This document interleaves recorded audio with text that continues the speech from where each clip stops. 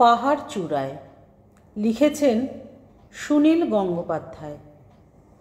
অনেক দিন থেকেই আমার একটা পাহাড় কেনার শখ, কিন্তু পাহাড় কে বিক্রি করে তা জানি না। যদি তার দেখা পেতাম, দামের জন্য আটকাতো না। আমার নিজস্ব একটা নদী আছে, সেটা দিয়ে দিতাম পাহাড়টার বদলে। কে না জানে পাহাড়ের চেয়ে নদীর দামই বেশি। পাহাড় স্থাণু, নদী বহমান। তবু আমি নদীর বদলে পাহাড়টাই কিনতাম, কারণ আমি ঠকতে চাই। নদীটাও অবশ্য কিনেছিলাম একটা দ্বীপের বদলে।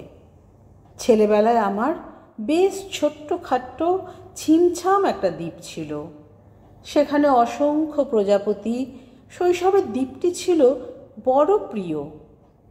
আমার যৌবনে দ্বীপটি আমার কাছে মাপে ছোট লাগলো। প্রবহমান ছিপছিপে তন্বী নদীটি বেশ পছন্দ হলো আমার। বন্ধুরা বলল, ওইটুকু একটা দ্বীপের বিনিময়ে এত বড় একটা নদী পেয়েছিস, খুব জিতেছিস তো মায়েরি। তখন জয়ের আনন্দে আমি বিহ্বল হতাম। তখন সত্যিই আমি ভালোবাসতাম নদীটিকে। নদী আমার অনেক প্রশ্নের উত্তর দিত। যেমন, বলো তো আজ সন্ধেবেলা বৃষ্টি হবে কি না?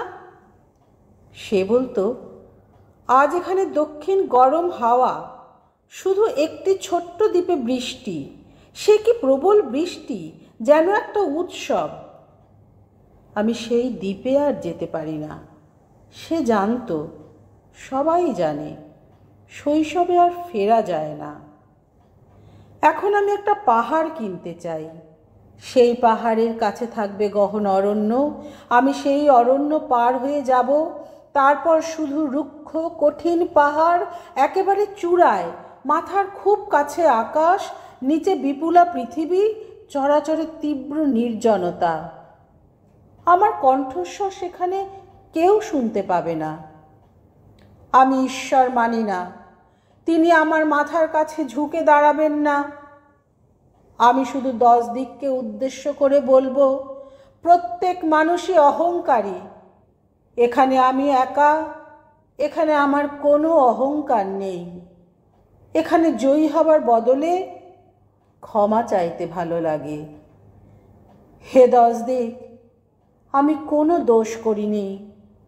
আমাকে ক্ষমা করো, আমাকে ক্ষমা করো, আমাকে ক্ষমা করো।